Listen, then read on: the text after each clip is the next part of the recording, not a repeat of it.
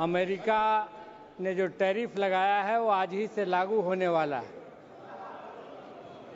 लेकिन ऐतिहासिक इस मामले में भी है कि उस पर हम चर्चा नहीं करके माननीय मंत्री ने जो पेश किया है 2 बिल, उस पर हम चर्चा कर रहे हैं। आज अमेरिका है जिसने कृषि उत्पादों पर भारत को धमकी दी है कि टैरिफ कम करे। उस जमाने में ईस्ट इंडिया कंपनी हुआ करती थी जो मैनचेस्टर के कपड़ा मिलों को थोपने के लिए हमारे ढाका के मलमल के कारीगरों का हाथ तक कटवाती थी। इतिहास फिर दोहरा रहा है। उस समय भी कुछ ताकतें फांसी पर चढ़ रही थी, गोली खा रही थी, लड़ाई लड़ रही थी आजादी की। हमें लगा था कि इस बार जिन लोगों को मौका उस समय नहीं मिला था शायद अपनी भूल सुधारेंगे, लेकिन नहीं। हम देख रहे हैं कि फिर इतिहास दोहरा रहा है और फिर वे एजेंडा को डाइवर्ट करने की कोशिश कर रहे हैं। वे जो एजेंडा था आज का, उस एजेंडा पर चर्चा नहीं करा करके दूसरे एजेंडे पर चर्चा को ले जा रहे हैं। पोलराइजेशन की पॉलिटिक्स देश में बढ़ाने के लिए वो एजेंडा सामने ला रहे हैं। आधा काम ये पार्लियामेंट से करते हैं और आधा काम एक और संस्था है जो बाहर करती है। गांव-गांव में ये कहा जाता है कि इनका जमीन खाली होगा तो तुमको मिलेगा। क्या आज मंत्री इस पार्लियामेंट में घोषणा करने वाले हैं कि भूमि सुधार लागू किया जाएगा और पूरे देश में सारे गरीबों को जमीन दी जाएगी? ऐलान करेंगे क्या यहाँ?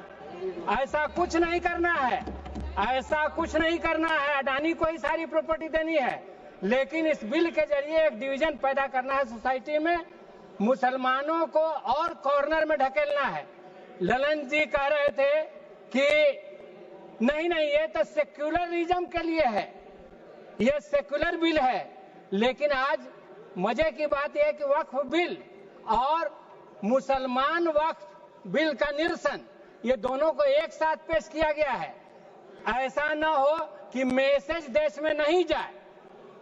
मैसेज क्लियर करने के लिए मुसलमान वक्फ बिल को भी बात के लिए लाया गया है कि मैसेज साफ जाए कि बीजेपी क्या कहना चाह रही है, सरकार क्या कहना चाह रही है, देश में पोलराइजेशन क्या करना चाह रही है। इसलिए हमारा कहना है कि ये बिल के खिलाफ हम हैं और इसको बंद करिए। अभी एक बात आई कि ओवरराइडिंग इफेक्ट ऑफ लॉज हो रहा है। हम कहना चाहते हैं कि 2 रंग का कानून मत चलाइए।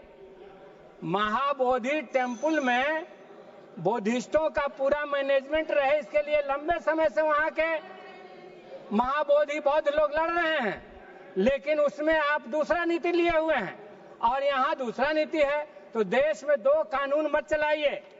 और तीसरी बात हम ये कहना चाहते हैं कि इसी सेशन में इसके पहले आपने भाषा के सवाल पर यहाँ लंबा विवाद खड़ा किया, हिंदी तमिल।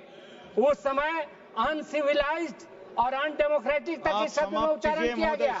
तो कभी भाषा, कभी धर्म के आधार पर, कभी हिंदू, कभी भाषा के आधार पर ये काम मत करिए।